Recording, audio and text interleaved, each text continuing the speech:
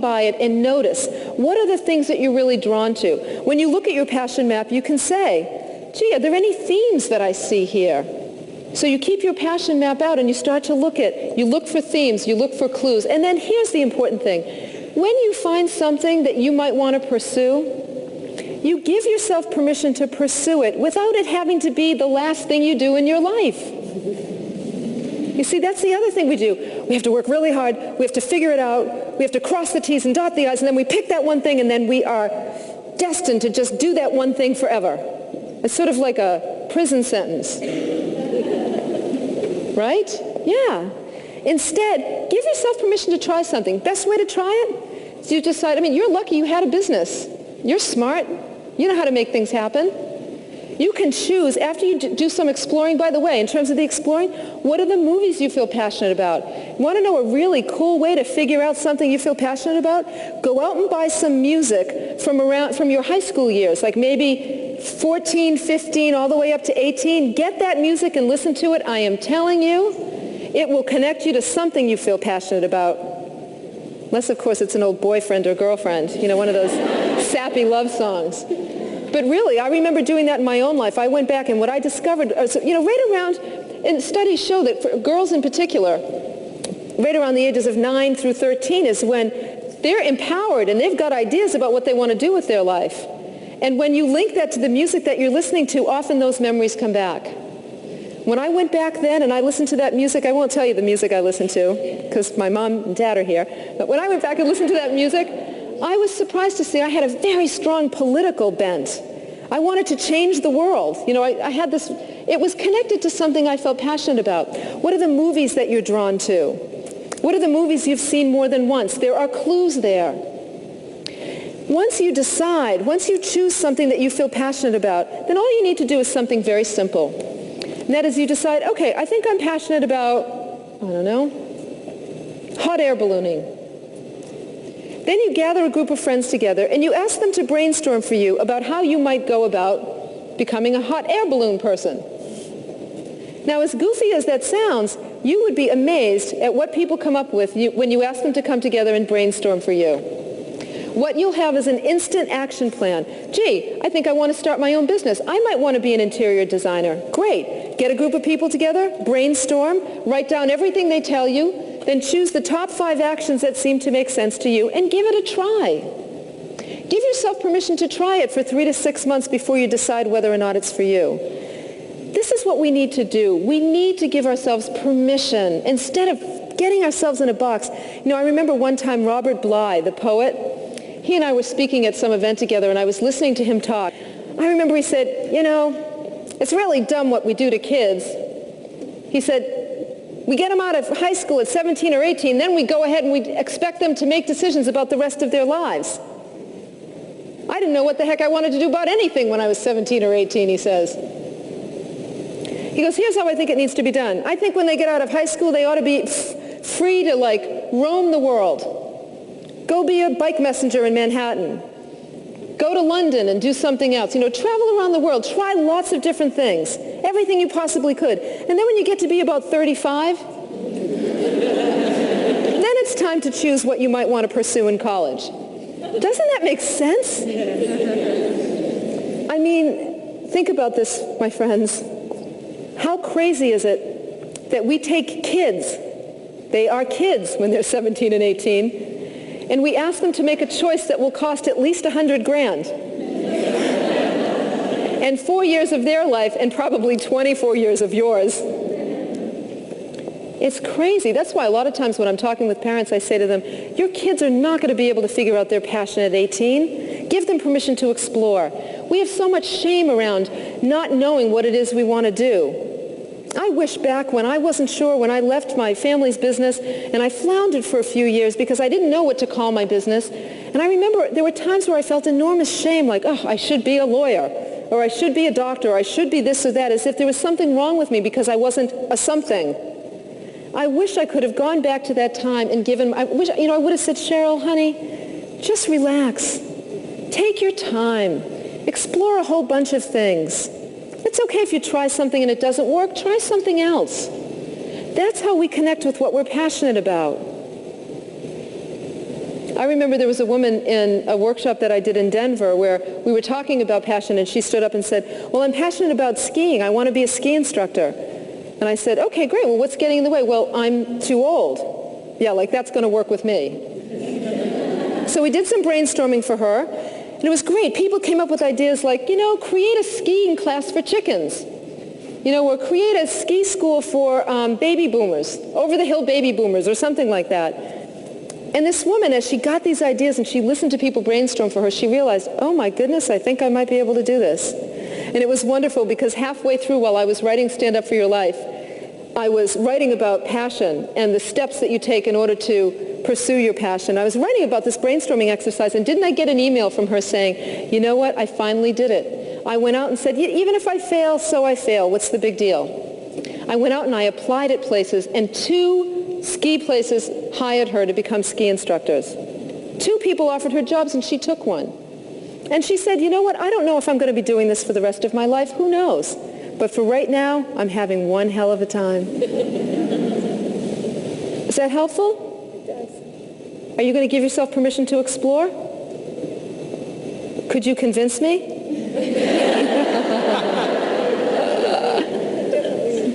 Yes. And do you have any friends here that might support you in doing that? There they are. Okay, great. Don't let her off the hook, please. And don't let her make a decision too soon. Too often we want to just squash our dreams. That's what life is about. I wish I could remember the person, the great little quote, do what excites you. Please, when I hear things like, I want to do what I really love, but I can't afford it, who told you that? I love the fact that one of the things my mother instilled in me is this maverick nature that says, please tell me it can't be done, because I will work very hard to prove you wrong. And that's what we all need. When it comes to our passion, we need to be willing to just do whatever it takes, because your life is worth it. So you can create abundance in all areas of your life. If you're feeling insecure in your life, it's not just about money. It's not just about a lack of passion. It's about needing to create abundance in all areas. An abundance of personal power, an abundance of community, an abundance of money. Can you see how the link between money and support? An abundance of both is what's going to make you feel better. An abundance of knowledge and permission to explore and the support of others is what's going to create an abundant life. Abundance is your birthright. And I know that the amount of abundance available to each and every one of you is limitless. The only thing standing in between you and all that you want is action. It always comes down to doing something differently. Take action on your dreams. Take action on your finances. What one thing are you going to do when you leave here that will allow you to create abundance, financial abundance, an abundance of time, an abundance of energy? Get those energy drains eliminated. It will affect all areas of your life. And an abundance of passion. Takes one step, my friends, that's all it takes. Thank you.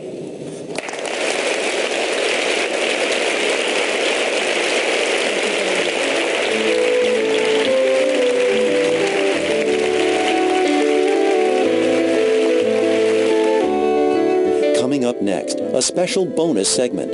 Learn about the magic that can happen in your life when you take the steps to put your passion into action. Remember earlier I talked about how it's very easy for us to discount or dismiss the things that we feel passionate about that we'd like to pursue in our life because we're afraid that we can't make money doing that, or that we don't have what it takes to do it, or that doors won't open, especially for the things that are so important to us. Well, I'm here to tell you that when you decide on pursuing something you feel passionate about, it is amazing the doors that start opening for you. When you decide to pursue those things that you feel passionate about, doors will start to open for you. You just need to have that expectation. I remember back when I was first writing Take Time for Your Life, and I was clueless about whether or not I could write.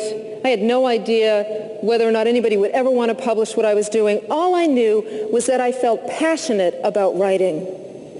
I had been doing it for years, and I used to have this dream in my head when I was young that someday I'd be a writer. And when I decided to write Take Time for Your Life, I remember I sat down and I started working on the book proposal, which I hated every minute of it. It's so hard. That's the hard part of writing a book. Because you're essentially taking what you feel passionate about and crafting it into some kind of linear form that makes sense. And I spent 6 months working on the proposal. And when the proposal was done, I sat there at my desk and I thought, now what do I do? I don't even know if I can write. I don't even know if it's a good idea. I don't even know if I did the proposal in the right way, but something kept me moving forward, thank God. And so in that moment when I was unsure about what to do, I did what I often do. I got up out of my chair, I stood in the middle of my office, and I said, okay, God, if you want me to write this book, then you need to tell me what to do, and you have to tell me within the next 24 hours. I figure, hey, what the heck, let's get really specific with God too, right? And a few minutes later, this woman's name popped into my head, out of the blue. It's a woman I had met several months earlier who was in publishing. And I thought, well, I need to act on this, right? I'm not going to just listen to the message. I'm going to do something about it. Let's see if this is the right thing. And I picked up the phone, and I called this woman. Her name was Maggie, and Maggie knows me. And I said, Maggie, hi, this is Cheryl Richardson. And I just finished my book proposal, and I have no idea what to do next. And, well, I stood in my office, and I asked God what to do, and he told me to call you. And Maggie, knowing me, chuckled and said, okay, well, tell me about what's going on. And I said, well, you know, I've worked on this for 6 months. I don't know if I can write. I don't know if it's a good idea. But something tells me this book really needs to be out there. And she said, you know, it's funny you would call. Love that line. That's a clue. Funny you would call. Just yesterday, I had lunch with a woman that's just moved to the neighborhood, and she used to be in publishing. And wouldn't you know, during lunch, she happened to bring up an article about you that she had just read in a magazine. This is the first article that had ever been written about me. This was many years ago. And she was very interested in your work as a coach. She was talking about it. You might want to give her a call and see if she would be willing to take a look at your proposal. So I said, okay, fine. What's her name? Gives me her name and number. So I pick up the phone, and I'm kind of shaking a little bit, but I don't know what kind of publishing she's done. So I pick up the phone, and I call her, and I say, Marilyn, hi. My name's Cheryl Richardson. I got your name from Maggie. I didn't say the God part because she didn't know me well enough yet. I got your name from Maggie. I've just finished a book proposal about a book that I think is really important right now, and I have no idea if I can write, and I'm wondering if you'd be willing to look at it. And she said, oh, well, I just read an article about you. Gee, I'm very interested in what you're doing. Sure, I'd be happy to look at it. And I said to her, well, let me ask you a question first. This is where I got kind of like in my professional voice. I said, well, what kind of publishing have you done? Trying to be cool. She said, I used to be the editor-in-chief of such and such publishing, which is a very well-known publishing house. And I said, oh, really? Okay. But my naivete did not stop there, my friends. I then said to her, well, but have you ever edited anyone in my genre? I did. And she said, well, let me give you an idea. And this woman went to just rattle off the top 5 names in my field that she had worked with, best-selling books. And then my knees started shaking. I said, oh, well, I don't know if it's really that good. She said, oh, let me take a look at it. And I went, okay, fine. I hung up the phone thinking, am I out of my mind? I'm going to let this woman look at it? Put it in an envelope. Sent it off to her, and literally for 1 week I waited, because you know, those things that we feel most passionate about, the things that are so important to us, are usually the things we also feel most vulnerable about. They're delicate. You know, we have to take really good care of them. And too often, we turn to people who are just ready to tell us why something won't work, which is why I always say, do not go to the hardware store for milk. So a week went by, and suddenly I get a phone call from Marilyn, and I'll never forget the day that I picked up that phone. I was standing by the window in my office, and I had it next to me, and I was literally shaking, because quite honestly, my friends, at that point I knew that if she said to me, you know, I'm not sure you really can write, I would have maybe put down my keyboard and never touched it again for a very long time. That's how vulnerable I felt. So I picked up the phone and I said, yes? And she said, Cheryl, I just finished looking at your proposal. Uh-huh. What do you think? Well, first of all, my dear, I just want you to know, yes, you can write. I literally started to cry. I was embarrassed. Tears just like burst right to my eyes. I said, really? I can? She said, yes, you can. And I think you have a really great idea here, and I'd love to help you bring it to light. Now, what started as a commitment to something that I felt passionate about turned into a simple request for help. And from that request came the phone call that led me to Marilyn. Now, I will tell you that Marilyn Abraham is the guardian angel who has stood by me through all 3 of my books. And if it wasn't for her, I'm not sure they would have ever been written. She was a strong inner ally on my shoulder, especially at the times where I was most afraid. But you see, this is what happens. When you decide to pursue your passion, when you decide to pick something up, forget about this, why it won't work and how you can't afford it and how you're too young or you're too old. Forget all of that. Simply open your mouth, ask for guidance, pay attention to what you hear, and then make sure you take that next step. Because I know in the deepest part of my being that there is a divine power that will absolutely support your dreams. I know it. They're just waiting to hear from you. So please, pick the passion, ask the question, and then act. Thank you very much.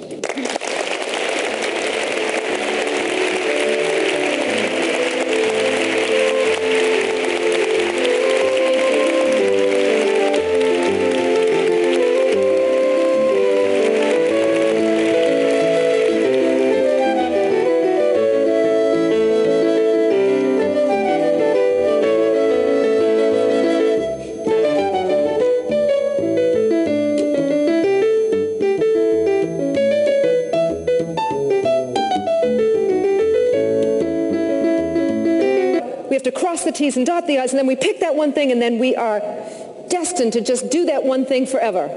It's sort of like a prison sentence. Right?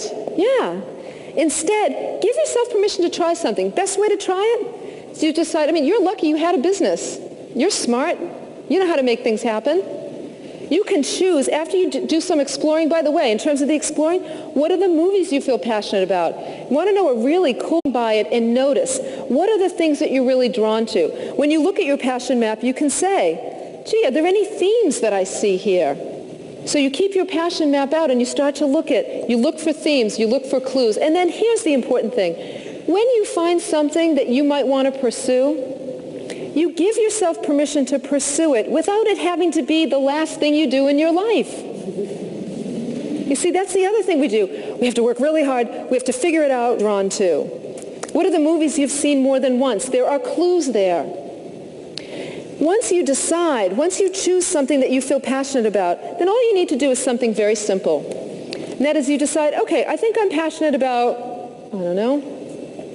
hot air ballooning. Then you gather a group of friends together and you ask them to brainstorm for you about how you might go about becoming a hot air balloon person. Now, is a good way to figure out something you feel passionate about? Go out and buy some music from your high school years, like maybe 14, 15, all the way up to 18. Get that music and listen to it. I am telling you, it will connect you to something you feel passionate about. Unless, of course, it's an old boyfriend or girlfriend, one of those sappy love songs. But really, I remember doing that in my own life. I went back and what I discovered, right around, and studies show that for girls in particular, right around the ages of 9 through 13 is when they're empowered and they've got ideas about what they want to do with their life. And when you link that to the music that you're listening to, often those memories come back. When I went back then and I listened to that music, I won't tell you the music I listened to because my mom and dad are here, but when I went back and listened to that music, I was surprised to see I had a very strong political bent. I wanted to change the world. I had this, it was connected to something I felt passionate about. What are the movies that you're